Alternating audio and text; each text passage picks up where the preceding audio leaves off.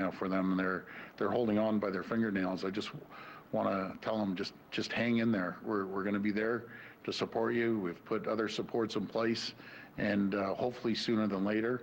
I can't give you a definitive date, but I have an idea. Why don't I pass this over to the Minister of Economic Development that's putting these lists together. But as quickly as these numbers come down, we're going to be able to open up and practice social distancing. And I've talked to a lot of restaurant owners. They already have their plans in place when that day comes, and hopefully it's going to come sooner than later. Thank you, Premier. Mark, we take our advice from the Chief Medical Officer of Health, our Ministry of Health, and our Ministry of Labour.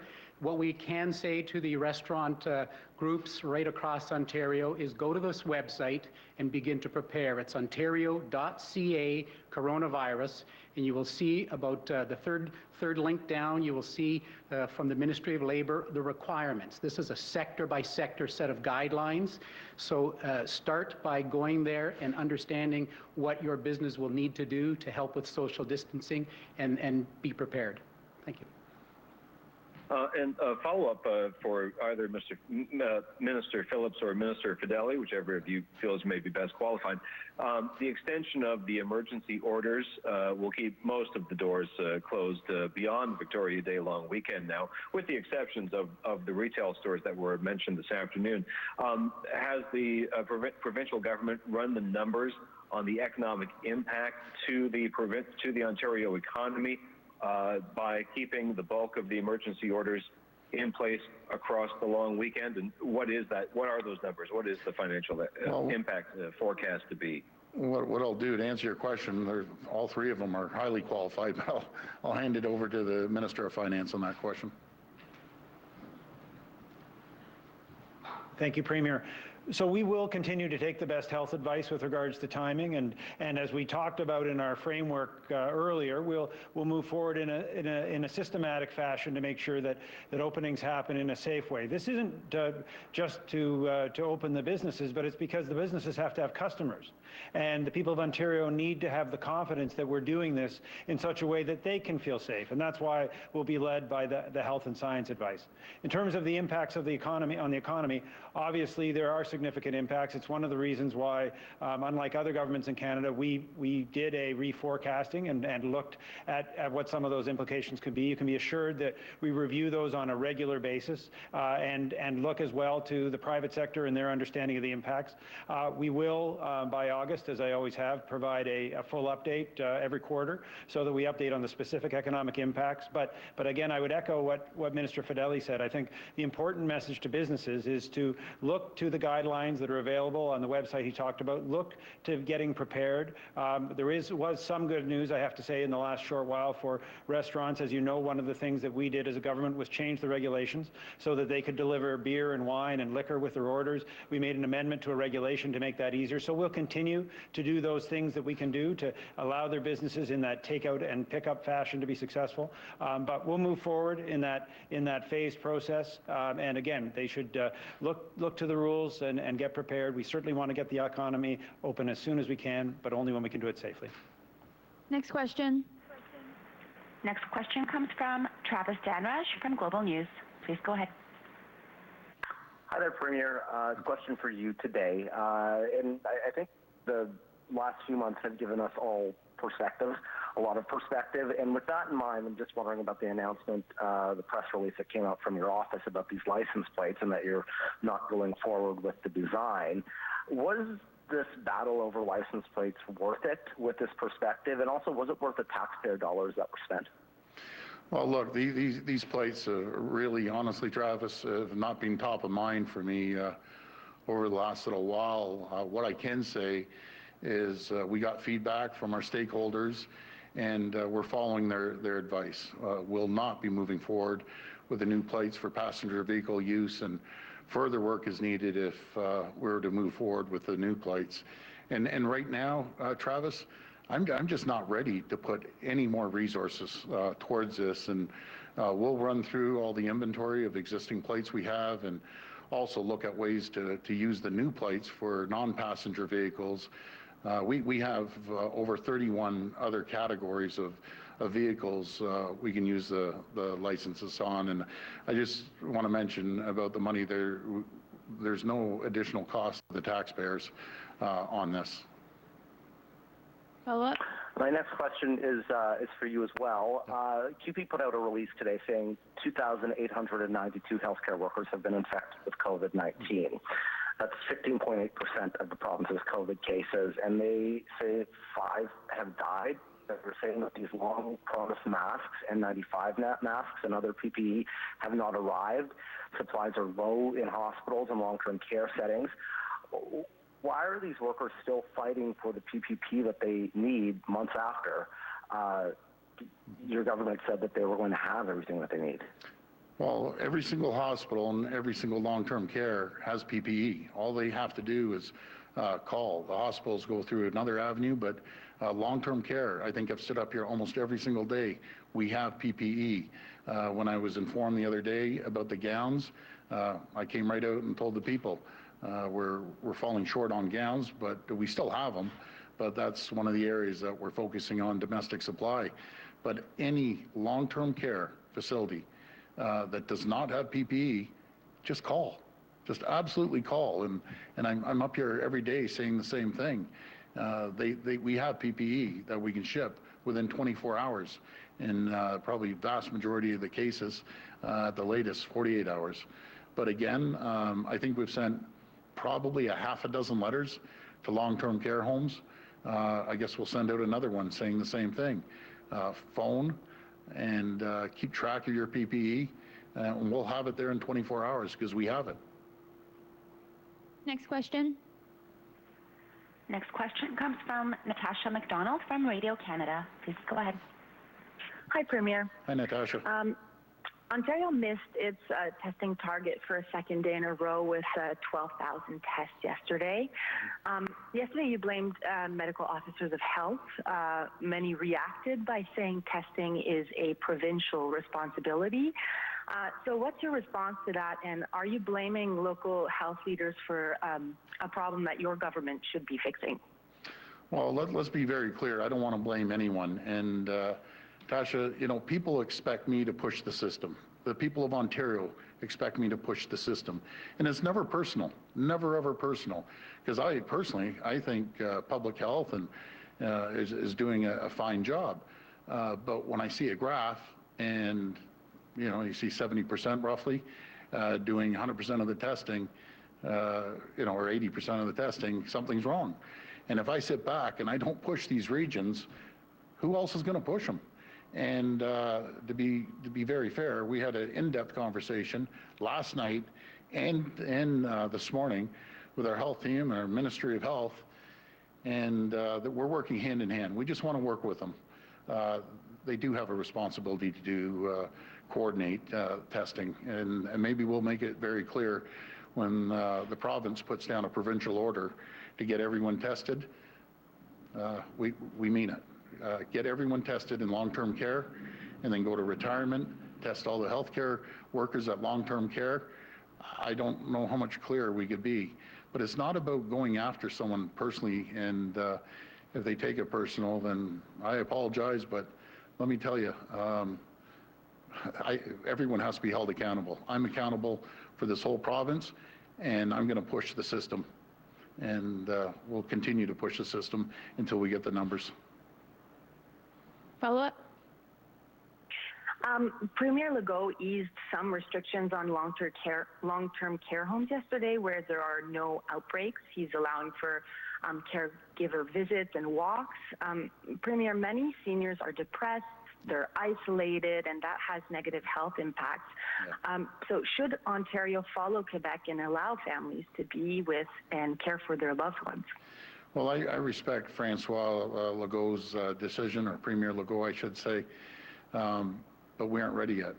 You know, that's how the spread started. You know, the seniors and the elderly folks in the long-term care, they didn't have it.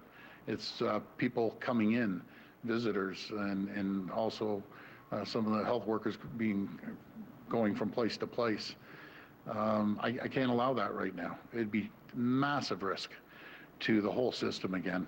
and we'll get to that point, but I just want to make sure we get the green light from the Chief Medical Officer, but I truly believe we're nowhere close right now to that point. Next question. Next question comes from Victoria Gibson from iPolitics. Please go ahead. Hi, Premier. Hi. Earlier this week, Toronto's Associate Medical Officer of Health asked your government to consider the guidance issued in British Columbia around providing prescription alternatives to street drugs and whether it could be adapted for use in Ontario, given the hundreds of suspected overdoses in the city through this pandemic and dozens of people who have died. Your office says this isn't something currently being considered. Can you explain your thinking on that? Sure, I'll pass that over to the Minister of Health. Thank you. Well, different provinces choose different paths, and that is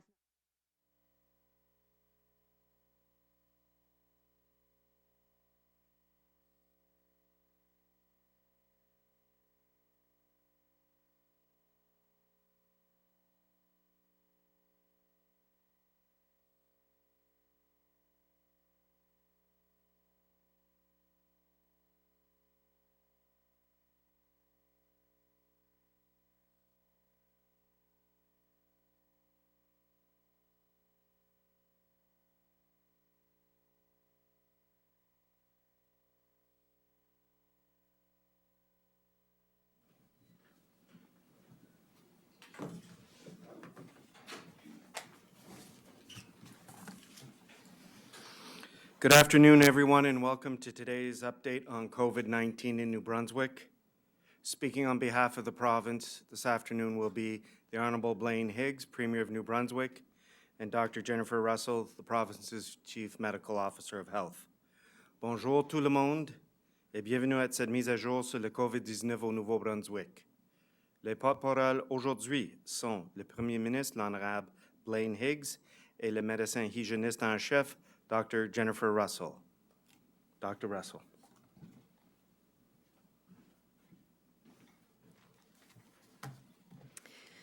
Merci, Bruce. Thank you. Good afternoon, everyone. Bon après-midi. Avant que je commence, je voulais féliciter mes collègues, les médecins hygiénistes en chef dans toutes les provinces et territoires au Canada maintenant. Chaque jour, ils font le même travail que moi je fais ici au Nouveau-Brunswick et on a des défis en chaque province et on a des choses qui vont falloir en passer à travers ensemble comme un pays et comme nos partenaires. Alors, je voulais juste donner des félicitations à tous mes collègues, les médecins hygiénistes en chef de tous les territoires et provinces aujourd'hui. Et aussi, je voulais donner un petit commentaire, une mise à jour sur le vol hier de WestJet, que j'avais dit qu'il y avait un cas qui avait été sur le vol le 27 avril. Mes staffs ont fait des recherches et travaillé avec l'Agence de santé publique du Canada et aussi avec nos partenaires de santé publique en Alberta. On a découvert que le cas était diagnostiqué en Alberta, mais durant le temps qu'il avait pris le vol, la personne a pris le vol, il n'était pas contagieux. Alors, c'était une petite erreur en processus pour annoncer le vol à ce niveau-là. Alors, on fait plus de discussions et plus de réunions pour identifier des choses dans le processus qu'on peut améliorer pour la communication, etc. Alors, pour éviter que ça arrive de nouveau. Mais je voulais aussi féliciter mes staffs pour tous les appels, tous les courriels qui ont falloir faire pour trouver toute cette information-là. So before I start, I just wanted to say thank you to all my colleagues across the country, to congratulate them on all of their hard work. All the chief medical officers of health across the country in every province and every jurisdiction in this country, every territory, is battling this pandemic in their own way, in their own challenges. And so each and every province is dealing with different challenges at different times, and I know that they are expending a lot of time and energy, just as we all are. And I just wanted to give a shout out to them because I know how hard they are working. And again, we're all going through this pandemic in different stages and phases and with different challenges, and each and every one of us needs the support of the public at this time as we go through this. So again, I just wanted to give that that support to my colleagues across the country. And I also wanted to give an update on the WestJet flight that we announced yesterday with respect to the case. I had my staff track down a bit more information, working with Public Health Agency of Canada as well as our public health partners in Alberta. And what we found out was that the person who traveled on that WestJet flight had been a positive case, tested in Alberta, but they had finished their self-isolation period after their diagnosis, and so at the time that they flew, they actually weren't contagious. And so there was a little mix-up in terms of the process of putting that flight on the public website. And so what we're doing as an after action is to just go through the processes and communication issues around that, just to make sure that we're all clear and that doesn't happen again. But I just wanted to reassure the public that that was an error and the person who traveled on that particular flight was not infectious at that time. So here we are. Today, we are in the midst of a global pandemic. And virtually every nation, every province and state in the world has felt its impact. And we are part of this world. We have fared far better than most jurisdictions, but we cannot completely shut ourselves off from the effects of COVID-19. We will see more cases, and what matters is how we respond to the new cases when they arise. And today there is a new case to report in New Brunswick, and so this brings our total to 120 since our first confirmed case on March the 11th. And this new case is an individual aged 20 to 29 in Zone 2 in the St. John region. And this confirmed case is a travel-related case, and they were a close contact of a person who was diagnosed with COVID-19 in Ontario. And the good news about this case is that this person obviously was contacted by Public Health in Ontario, identified as a close contact, this person was not aware, when they traveled here that the person in Ontario had tested positive. But when they were here, they were by themselves, they were self-isolating, and they developed symptoms, and they immediately called 811 and got tested. So they actually did not come into contact with any other person during the time that they were contagious. So that is very good news about that case. And so again, the one that I'm announcing today is travel-related. The other one that I announced previously, they are still gathering information on that particular one in terms of trying to determine whether it's community transmission or travel-related. So as soon as I get that information, I will fill you in on those details. So, j'annonce aujourd'hui qu'il y a un nouveau cas à signaler au Nouveau-Brunswick, soit le 120e cas depuis le premier cas confirmé le 11 mars. Il s'agit d'une personne âgée entre 20 et 29 ans dans la zone 2, soit la région de St. John. La personne affectée a effectué un voyage à l'extérieur du Nouveau-Brunswick. Et comme pour le nouveau cas confirmé que nous avons annoncé hier, nous nous y attendions. Personne ne doit s'attendre à n'avoir aucun cas à signaler chaque jour. Jusqu'à qu'un vaccin ou un autre traitement devienne largement accessible, d'autres cas de COVID-19 seront confirmés au Nouveau-Brunswick. Ça, on ne peut pas éviter. Until a vaccine or other treatment becomes widely available, we will see further cases of COVID-19 in New Brunswick.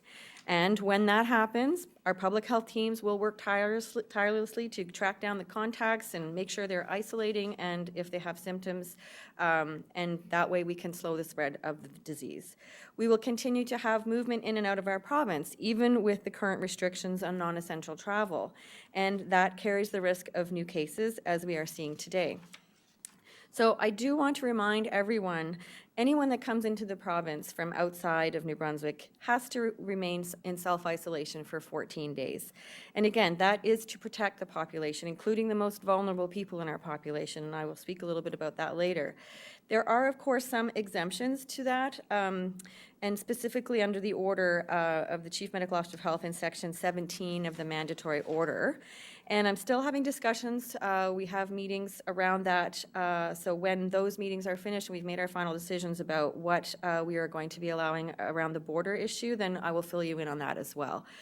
So given our geography, there will be travelers who want to pass through New Brunswick on their way to another province. And all of these travelers will be screened when they enter the province and at our land borders and our airports. And speaking of airports, with the case from WestJet yesterday, I do want to thank Public Safety. They had their employees had collected information at the airport that they were able to help in our tracking down of all the details of that particular situation. So I just want to thank them, as they have been there at the airport since April 27th doing the screening. So at the borders, they tell the people traveling in about the public health directives. Et aussi, en compte tenu de notre emplacement géographique, des voyageurs voudront traverser le Nouveau-Brunswick en route vers une autre province. Ces voyageurs feront l'objet d'un contrôle à leur entrée dans la province à nos frontières terrestres et nos aéroports et seront mis au courant de nos directives en matière de santé publique. Et comme je viens juste de dire en anglais, je voulais remercier les employés du département de sécurité, parce que les personnels à l'aéroport nous avons aidés avec les détails qu'on cherchait pour trouver toutes les informations qu'on voulait pour les situations hier de WestJet. Les personnes qui répondent aux critères de contrôle pourront se rendre directement à leur destination finale. Those who pass screening will be told to proceed directly to their final destination, and peace officers at our ports of entry are authorized to deny entry to any person who does not provide a valid reason for travel. So I am aware of cases where people are being turned away. So we are taking these actions in order to protect everyone's health. In particular, we need to protect the most vulnerable members of our society who are at greatest risk from the disease. And when people talk about releasing measures or relaxing the measures that we have in place right now, there are many, many factors involved in those decisions, including the number of cases, the type of transmission that we're seeing, but also what things we have in place structurally and from a public health perspective. And what we really do need to make sure, and that we can ensure, is that we have the proper amount of testing available, that we have the ability to do good contact tracing, that we are protecting our vulnerable populations. And so that's why this piece is so information as we start to release measures.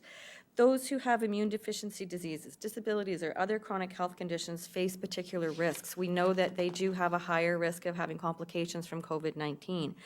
And so we also want to protect those New Brunswickers who are facing mental health and addiction issues. So anybody who is struggling before COVID-19, obviously we need to take extra care of those people at this point in time.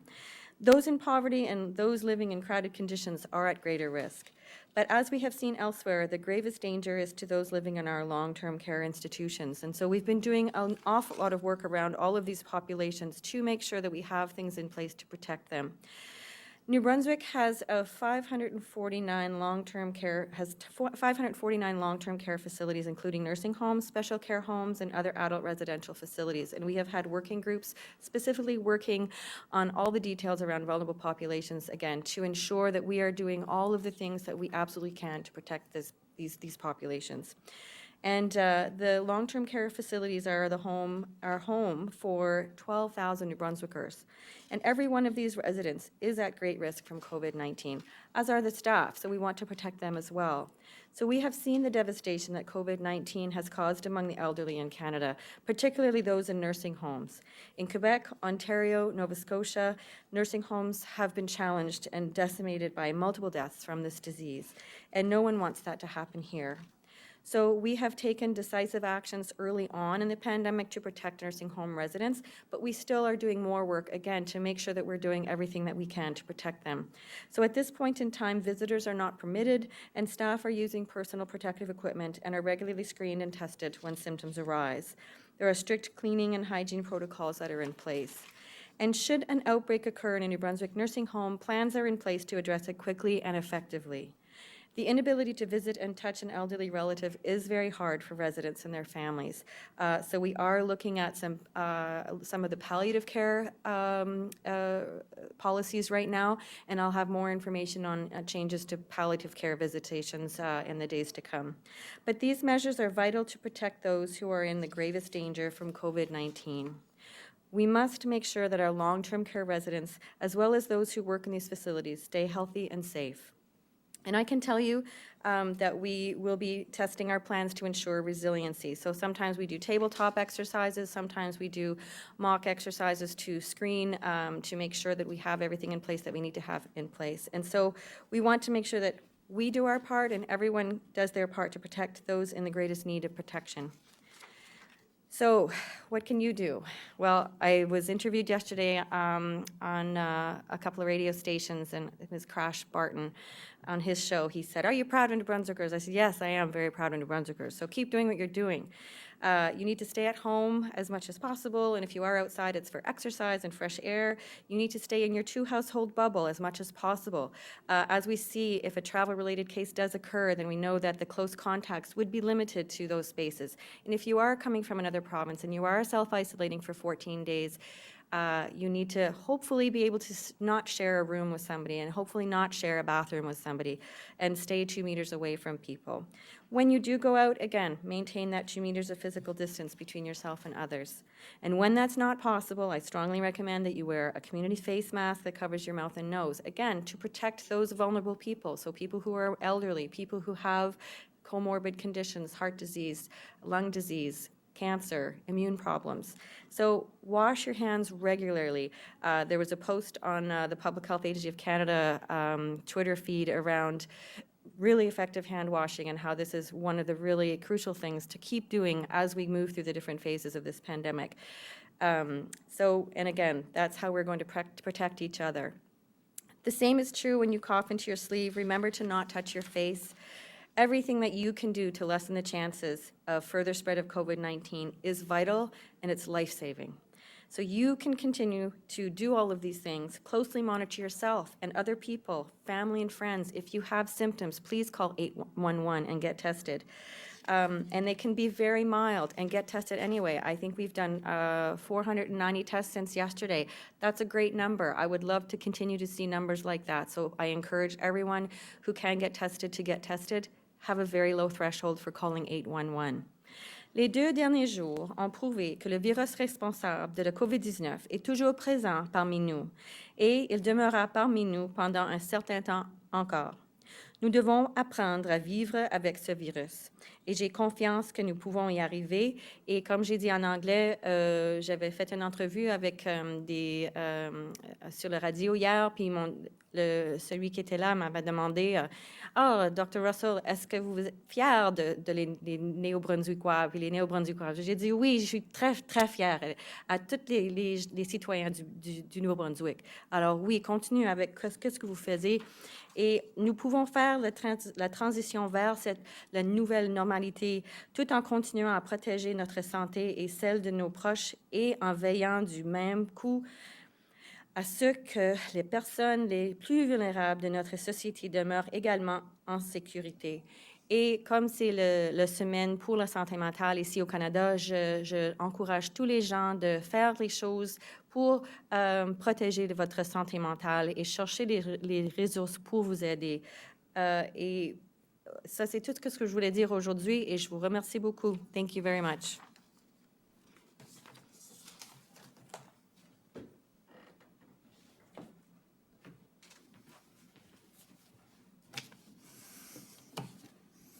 Good afternoon. Bonjour. As we heard from Dr. Russell, we have had 2 active cases of COVID-19 in New Brunswick. This is not a surprising development. In fact, it is something we have been speaking of and preparing for in our fight against this pandemic. Our public health officials are tracking the cases now. They will work to keep the cases contained and avoid a larger outbreak of the virus. Ces nouveaux cas démontrent clairement que cette pandémie n'est pas finie. La situation est grand, même très bonne ici, au Nouveau-Brunswick. Mais nous devrons continuer à collaborer pour traverser cette crise. This is a reminder that we will need to continue to follow the directions of public health and obey the emergency order. We are continuing to succeed by keeping the situation contained and not overwhelming our healthcare system. That was always the goal, and it remains our goal today and in the coming days. While we must all continue to take measures to keep ourselves and everyone around us safe, we can also be thankful for the progress we've made as a province. Ces nouveaux cas ne nous empêcheront pas d'aller de l'avant avec notre plan de rétablissement. Bientôt, un plus grand nombre d'entreprises pourront reprendre leur opération et il y aura plus d'activités qui seront permises. I've been encouraging businesses for weeks to prepare for the new normal and reopening. We are just days away from announcing that. In fact, it will be this week. I'm asking you again to plan and prepare. Determine how you can operate within the public health guidelines of physical distancing, cleanliness, and hand washing. As part of this, more people will be returning to work. If you are one of the New Brunswickers that currently does not have a job to return to, I encourage you to visit the Working NB website and apply for available jobs. Nous comprenons le besoin urgent de trouver des personnes pour occuper des emplois de divers secteurs, comme les pêches et l'agriculture. Les personnes de bureaux régionaux de travail NB collaborent avec les employeurs et secteurs pour évaluer leurs besoins. Job opportunities we uploaded to Job Match NB over the next few days. Employers are encouraged to participate in the free virtual career fair May 12th to 13th at www.workingnb.ca. We are also looking at other interventions that may be required to support employers' needs. This is not the first challenge we have faced since the pandemic began, nor will it be the last.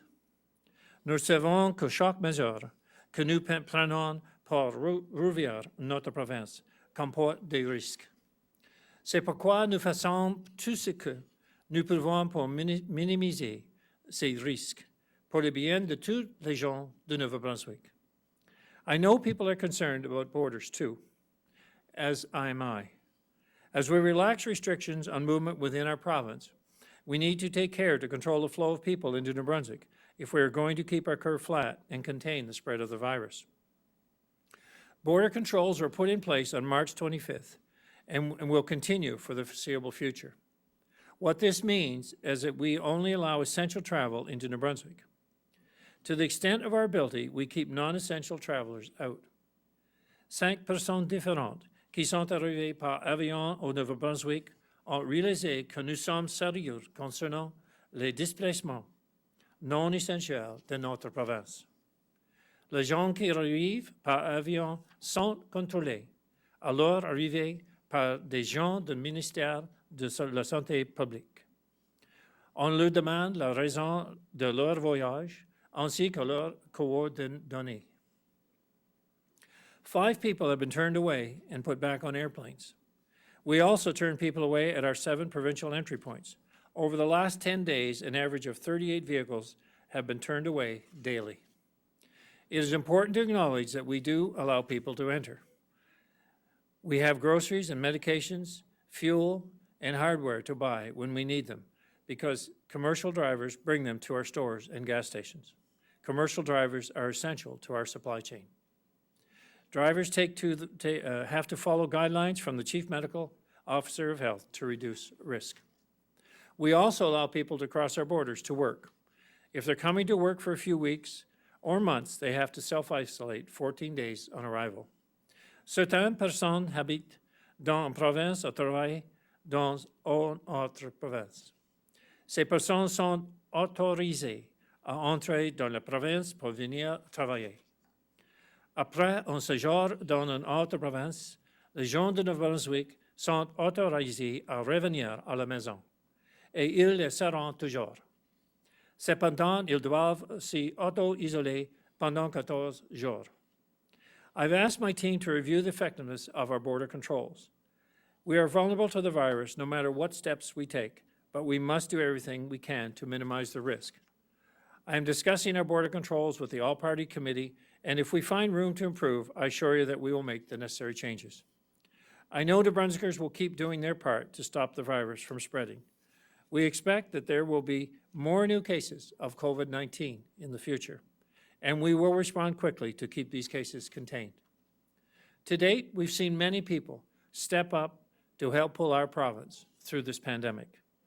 I am confident our success will continue as our people continue to step up for our province. Thank you. Merci.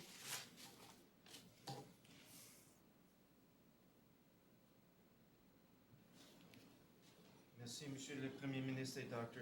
Russell. Thank you, Dr. Russell and Premier Higgs. We will now proceed with questions from the media. You have the right to pose your question in the language of your choice. Nous allons maintenant procéder aux questions des journalistes. Vous avez toujours le droit de poser vos questions dans la langue de votre choix. Silas Brown, Global TV. Hi, Dr. Russell. I'm just looking to clarify how this case that you announced today was identified. I'm just a little confused. So you said that they were identified by contact tracing from a case connected in Ontario, and then were they tested here, or have they been tested in Ontario, and then they were in their, I assume, their mandatory 14-day isolation period after arrival, but how were they identified? So I think I corrected myself when I first, because I originally thought, again, I'm trying to keep all the details in my head, they're not written in front of me. So my understanding is that person was a close contact of somebody in Ontario who was tested positive. And my understanding is, again, I would have to check on the details of when the identification of them as a close contact came to light. All I can tell you, again, what I remember from the details are that they had no contacts with anybody here in New Brunswick. So whatever their travel date was, whenever their onset of symptoms was, and the contact tracing that was done as a result of that, they were not in contact with anybody else. And so they were tested here in New Brunswick after they had symptoms develop, and they were isolated at their home. Mr. Brown, do you have a follow-up today? Yes, this one's for the Premier. Both you and Dr. Russell have talked in the last couple days about wanting to strengthen border controls in New Brunswick, but from the sounds of it, the current system is working. This last case was caught and was self-isolating at home and didn't come into contact with anybody. You mentioned that border controls came into effect on March 25th, and we just had a very long period where we had no cases, community or travel related. So I guess what's the necessity to move to strengthen border controls, and what more could even be done at this point than we are already doing? I think the situation is, it is encouraging when you hear how the system has worked and how people have responded and followed the rules of public health and isolated. That's very encouraging. And when we went through the snowbirds returning back from the south, and we went through the Easter weekend, and we saw good results continue. That's all very encouraging. So now we're going into a new phase of opening up more activities. As I mentioned, this week we will be doing that. And so we've gone through the phase one, and so we'll be moving into phase two. And the idea is that, okay, there's more activity going to now be happening in the province. We're also getting into construction season, and when we see projects that are being awarded for different companies throughout our province. So it is a balancing act between trying to bring our economy back, trying to let people open their businesses, trying to let businesses that are planning this period either to do major work or to have a requirement to rebuild their business or their industry, and use potentially outside labor to do that. And how do we manage that? How do we monitor it? As we get into vacation period, you get more people coming to the border for different reasons. So how do we just ensure that we have a process in place that allows us to get more freedom within our province and more capability of our businesses and to do what they do, to keep running and to expand or to grow or to maintain. And it's this balancing act we're going through. We'll be continually monitoring traffic, looking at the borders. We're saying, okay, what is the actual, we review the actual makeup of movement back and forth, what is absolutely essential, what is in the true sense of the word is economic development or economic essential needs for particular areas.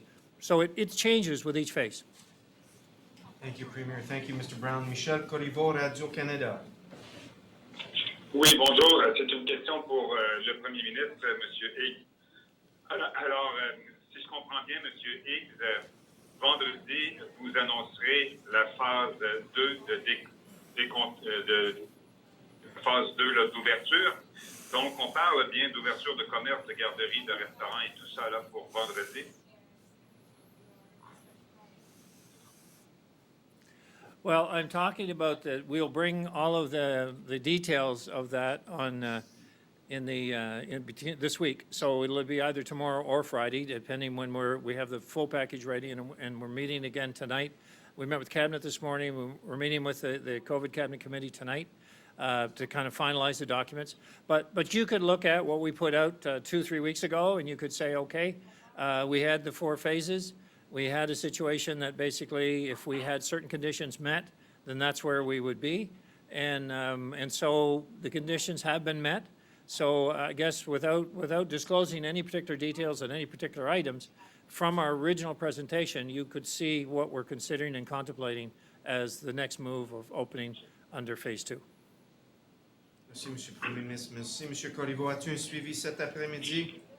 Oui, toujours pour M. le Premier ministre, M. Higgs.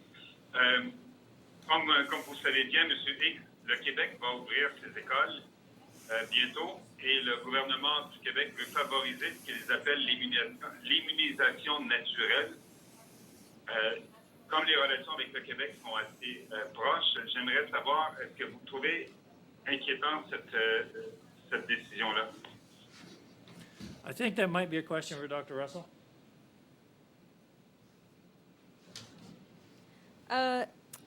Peux-tu répéter la question?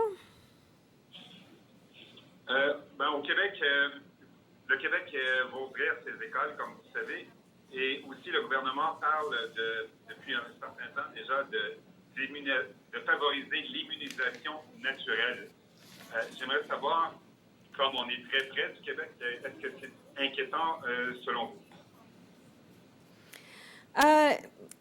Si le gouvernement a parlé d'immunisation naturelle, ça, c'est pas quelque chose que j'étais au courant je me suis pas rendu compte de ça. L'immunité naturelle, ici au Nouveau-Brunswick, si ça arrive avec le nombre de cas qui sont récupérés, ou peut-être il y a des gens qui ont eu le COVID-19 mais n'étaient pas au courant, fur et à mesure qu'on fait plus de recherches au niveau national, on saurait si on pourrait recevoir des tests de sérologues pour tester pour l'immunité dans les prochains mois. Mais à ce moment-ci, les mesures qu'on a en place pour la province du Nouveau-Brunswick, c'est pour la sécurité du Nouveau-Brunswick. Et fur et à mesure qu'on relâche les mesures, on va continuer à faire les choses qu'on a déjà mis en place au niveau de faire les tests, les dépistages, etc. Alors, sur le sujet d'immunité, c'est vraiment quelque chose qu'on pourrait faire des tests de sérologues peut-être dans les prochains mois en futur, mais c'est quelque chose qu'on discute avec il y a un task force au niveau fédéral pour faire des recherches sur ce sujet. Merci, Dr. Russell. Merci, M. Corriveau. Laura Brown, CTV. Hi, Premier. I'm wondering, there's been some concern from a construction site in Fredericton regarding workers that have come in from Quebec and that allegedly did not self-isolate for 14 days. Wondering if you can talk about that specific case, and if not, what are the rules for now that construction season, as you said, is ramping up? What are the rules for out-of-province workers? Currently, the requirements would be that anybody coming from out of province needs to self-isolate for 14 days in order to resume activity, and all the while, respecting public health requirements once they do that. In this situation in Fredericton that you refer to, following the kind of the discovery, and I believe it was audited as well by our compliance officers, it was determined that, there were some concerns there about that they hadn't self-isolated as they should have. And that was reinforced, and the self-isolation was required, as well as the work habits around that site. So I believe that, to my knowledge, that situation has been addressed directly to ensure that they are following the rules. Thank you, Premier. Ms. Brown, do you have a follow-up today? Yes, and I hope that this is clear, but I'm wondering if it says progressively loosen under the yellow bar on the graphic that you guys provided weeks ago. And under that bar, that comes after potentially a month after April 24th. So the yellow section says gathering with physical distancing 50 or less. Do you foresee, because the next one is when a vaccination is found, do you foresee for the next year or until a vaccination is found, that will be the limit of any kind of gathering of that amount, 50 or less, for at least a year? So I guess I would comment that at this point, you know, from the April 24th and looking at the, like we said, a 2 to 4 week period, and when we work, public health would advise us if there were some ability to move and open up into the next phase. So we're at that 2 week period as of Friday of this week. So there is a kind of a progressive change into the size of maybe groupings. Whether 50 would be the ultimate as you get to phase 3 or phase 4, depending on where we are in the province. Whether that'll be exactly related to whether we have a vaccine or not. I think that we're kind of, you know, we're learning as we go in terms about the virus, and public health will be able to talk more about that as we learn more about the particular maybe attributes of the virus and the particular characteristics, and to make those decisions. But for now, what we bring forward this week is going to be based on moving into the next phase of what we had planned on back 2 weeks ago. Thank you, Premier. Thank you, Ms. Brown. Andrew Waugh, Telegraph Journal. Yeah, hi, Premier. Just wondering if you can give us an update on the federal top-up money for the nursing home workers. You know, you talked a couple of weeks ago about how you absolutely were interested in that funding. Is there any new news on where that's at? Because I was talking to the nursing home workers and they're saying they don't have the money yet. Well, that's true. They do not. However, we are working on that whole file. You know, we've had meetings this week on that file with the intention that within, let's say, a week to 2 weeks on the outside, we would be able to bring forward a recommendation. So it's very much on the radar, as I said a few weeks ago. That would be the current update, that within 2 weeks on the outside, we would be coming forward with a recommendation. Thank you, Premier. Mr. Waugh, do you have a follow-up? Yeah, this one's to Dr. Russell. So, Dr. Russell, you know, I've heard in the preamble you talking about how basically this case, that this patient, former patient that landed in Moncton, you know, that information kind of never should have gotten out in the first place. Is that correct? And where did things break down, if that is correct? So that's correct. There probably was a breakdown in the process. So I have several staff that are meeting with Public Health Agency of Canada as well as our partners in Alberta. So they're trying to decipher that right now. But again, I just wanted to reassure the public that the person who flew on that flight was not contagious at that time. So there is no risk. Thank you, Doctor. Thank you, Mr. Waugh. Mathieu Roy-Como, l'Acadie Nouvelle. Bonjour, ma question est pour le Premier ministre Higgs. C'est au sujet de la frontière à Camonton dont on a déjà parlé entre Camonton et le Québec. Le village de Pointe-à-la-Croix s'est maintenant tourné vers ses avocats pour essayer d'éclaircir la situation sur le passage à Camonton parce qu'apparemment ce serait trop difficile là, de communiquer avec les autorités néo-brunswickoises sans passer par des avocats. Qu'est-ce que vous pouvez nous dire, Monsieur le Premier ministre, sur la situation à Camonton et sur les gens du Québec qui seraient censés pouvoir entrer au Nouveau-Brunswick pour acquérir des biens essentiels? Il me semble qu'il y a toujours des difficultés de ce côté-là. Well, I guess firstly, it's disappointing to learn that the mayor's not able to communicate with anyone here in New Brunswick without having legal assistance. I think that we can certainly arrange for that, and he can certainly call through my office. I'm sure that Public Safety, the Deputy Minister, would take the call and review any of the concerns. So that, we should be able to deal with that directly, one-on-one, not face-to-face necessarily, but one-on-one on a call.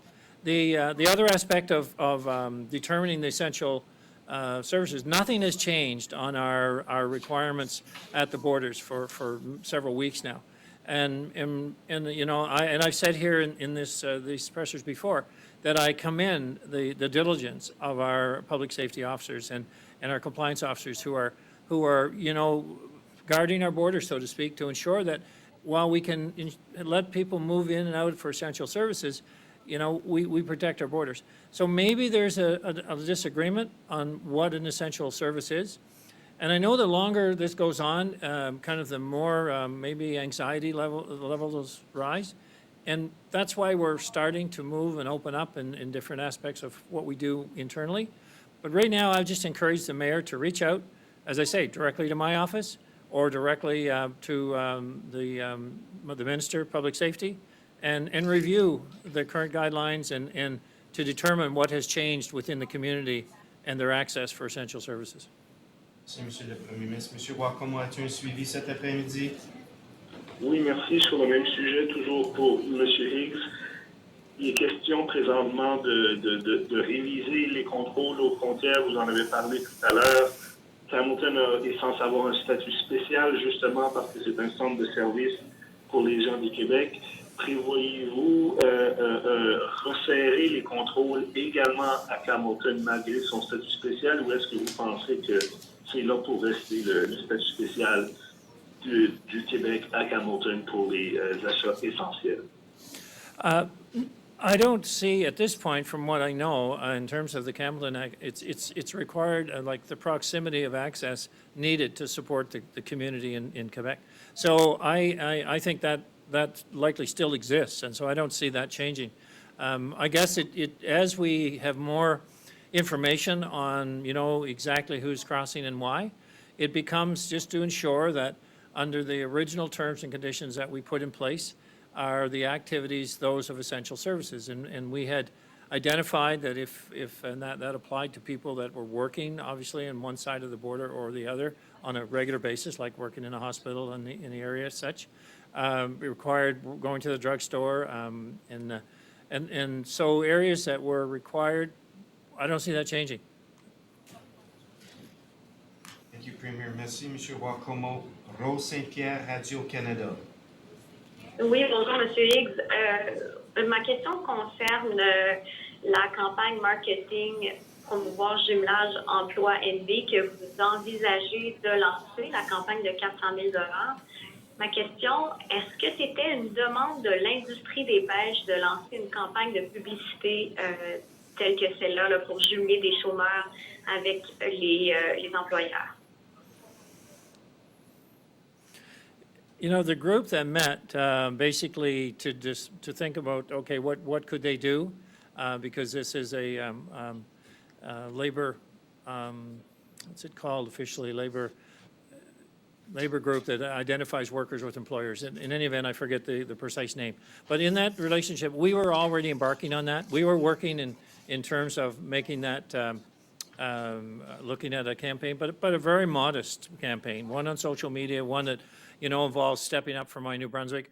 There was no contemplation of any kind in my office of a $400,000 campaign, none whatsoever. Thank you, Premier. Madame Saint-Pierre, as-tu un suivi cet après-midi? Oui, toujours au sujet de cette campagne. Vous voulez combler 900 à 1200 postes. Avec le montant qui est accordé à la campagne publicitaire, ça revient à un investissement d'environ 400 $ par employé recruté.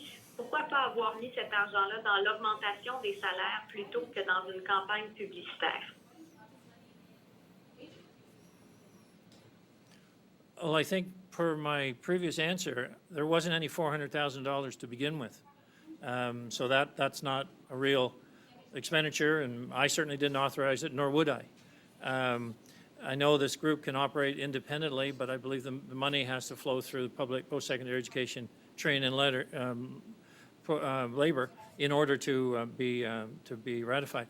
Now, I appreciate the committee works together, and I know that this group, I guess they're called the Labor Force Adjustment Committee, are looking at how we fill those positions. They, I don't think, knew that we already had a campaign underway. As I said, a very modest social media campaign in order to make people aware. I actually think that through all the communications we've had to date, that most people in the province are very aware of the opportunities. They're aware of the employer situation. And I agree with your position that if I was going to spend money like that on a campaign, I would rather put it towards the worker to fill the job.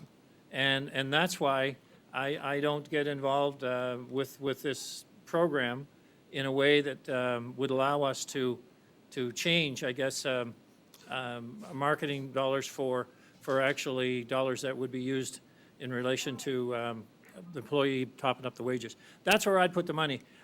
This committee operates as an arm's length committee, so it's not one that I oversee, but we have a program lined up, very modest. It could be somewhere in the less than $20,000 range. I'm not sure exact numbers, but it'll get out. We can do it through social media. We're just asking people to step up for New Brunswick. This is a situation that both the employees' opportunities and the employers are helping to be in a different position so that we actually, at the end of the day, can say we're all doing our part. Because we can't lose sight of why we did this from the very beginning. We did this to continue the track record that we have against COVID-19. So let's not, I know it's disruptive. I know it's changing the way we've always done things. And I have changed in this last 2-3 months, and things are very different than what I used to do. And in fact, this whole experience, and not only COVID, but this whole political experience is a very, very unique one in many ways.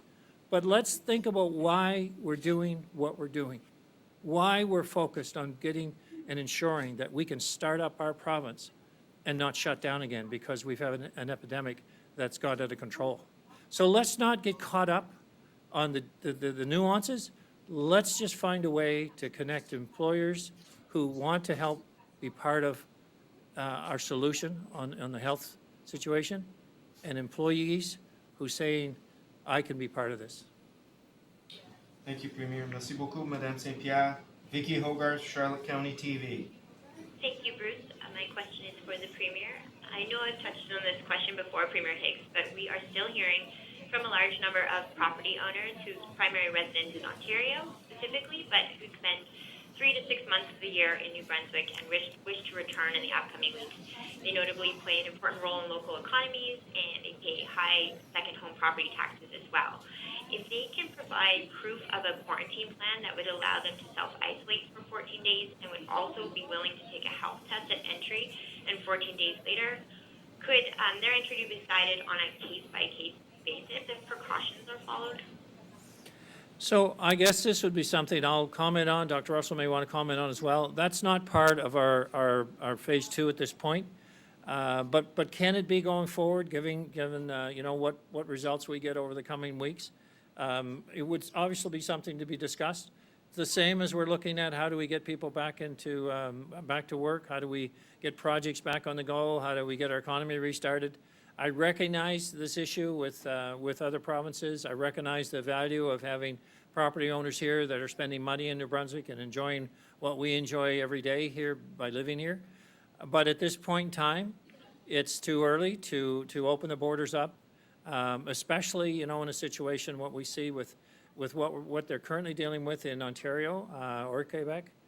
We have talked about relationships with PEI and obviously ultimately with Nova Scotia, but it has to be on a basis that it's kind of the risk is not going to be created in a way that we can't control, but it may be looking at other provinces and where they are at that point in time.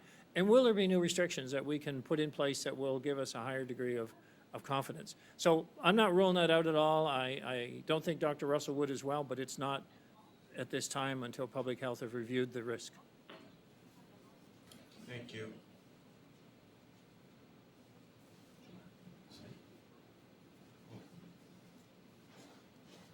Well, I agree with the Premier at this point in time from a public health perspective. The border measures that we have in place are really around protecting New Brunswickers at this moment in time, because we do know that the risk of travel-related cases is there when we have provinces and jurisdictions around us that all have cases that are concerning. Thank you, Premier. Thank you, Dr. Vicky Hogarth. Do you have a follow-up this afternoon? I do, Bruce. It's just short. I guess I'm just curious if these people were to try to cross the border or come here by plane at this point in time, would they be turned away and turned back home?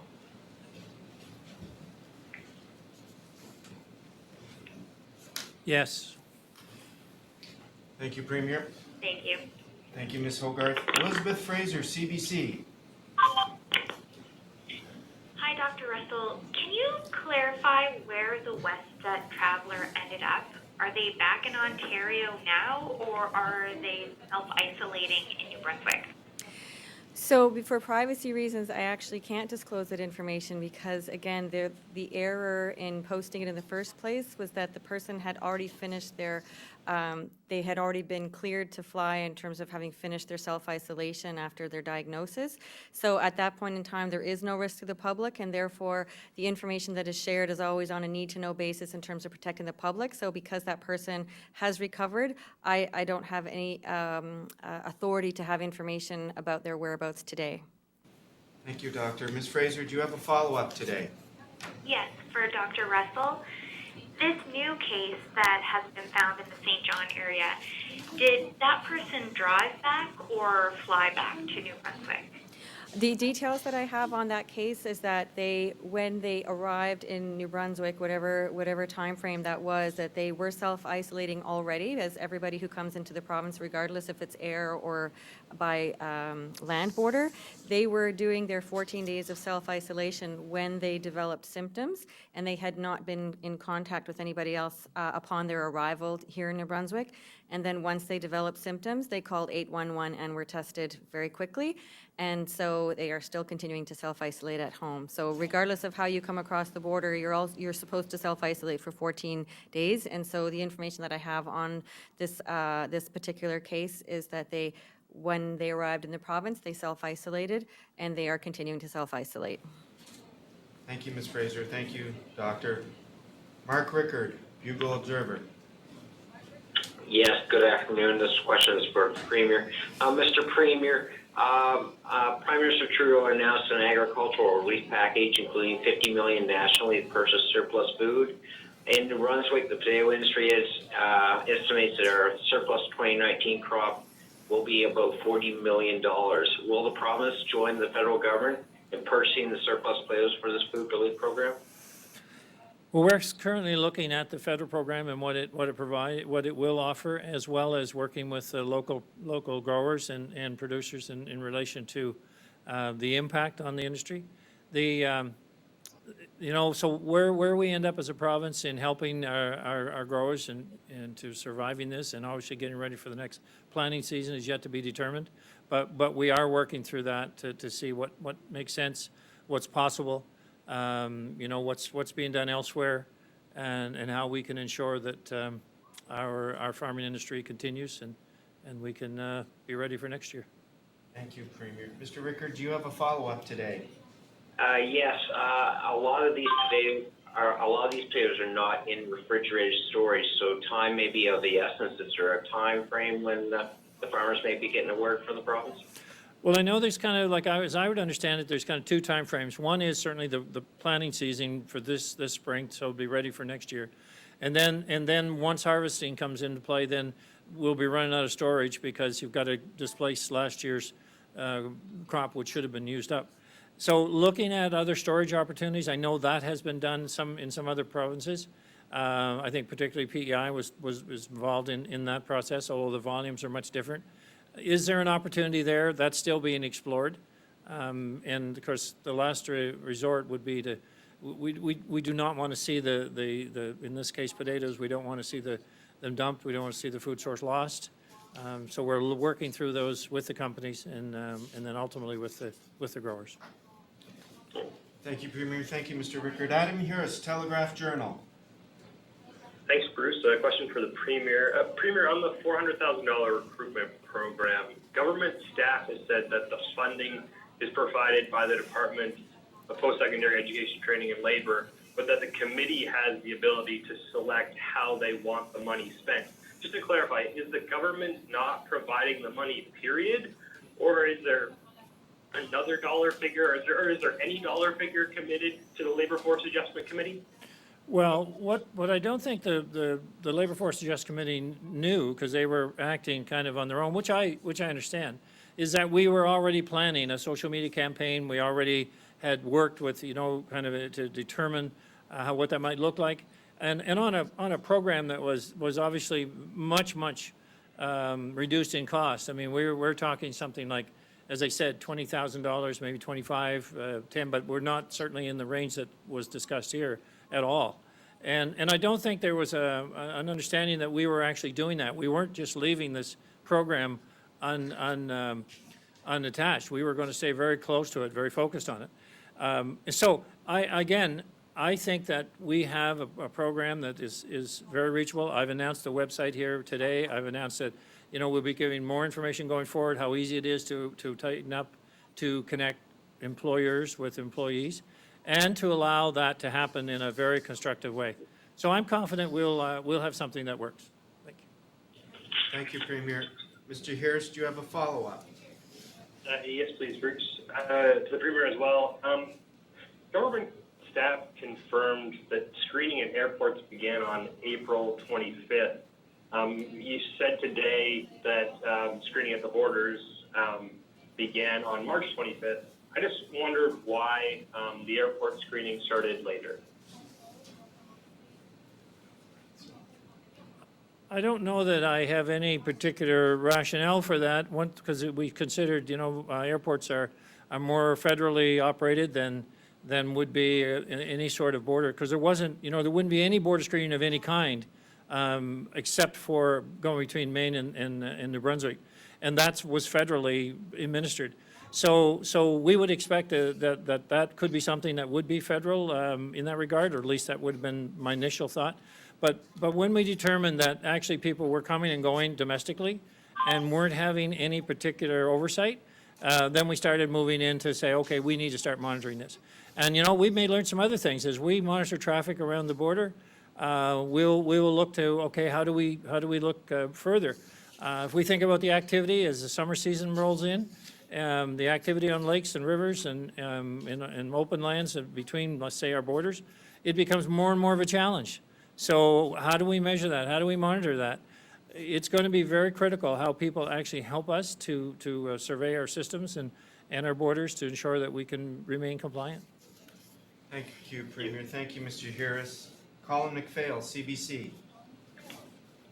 Hi there. My question's for Premier Higgs. The province's domestic violence shelters say they're in a serious financial crisis and have lost some employees who feel the health risk of working during the pandemic are too high for the wages they're being paid. They're asking the province to fully fund the shelter so they can increase wages, cover the cost of ensuring physical distancing, and the lost revenue of canceled fundraisers. What do you say to them?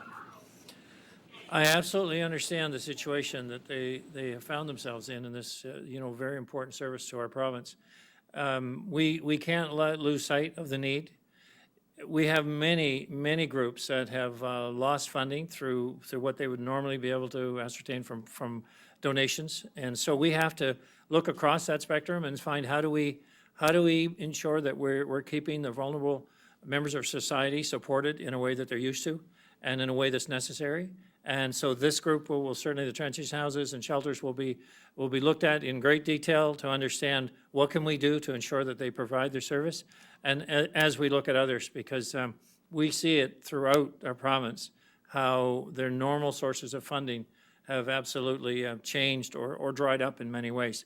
And as we look as government, what we can do, it's about how do we spread, you know, our dollars in a way that we can preserve what we must and ensure that we're meeting the needs that are most concerning.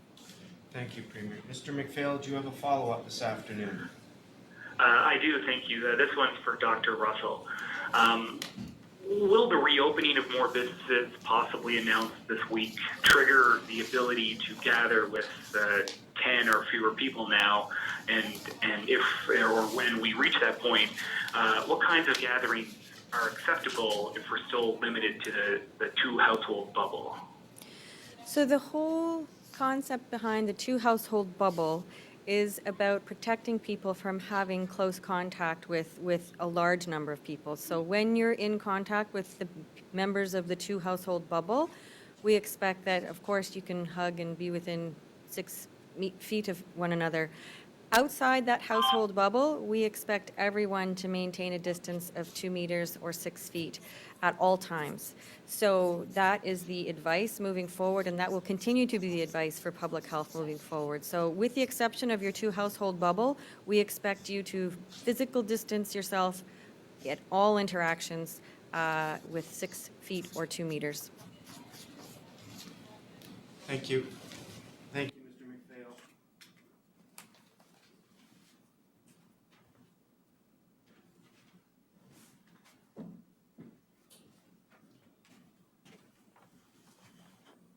That concludes today's update. Thank you very much.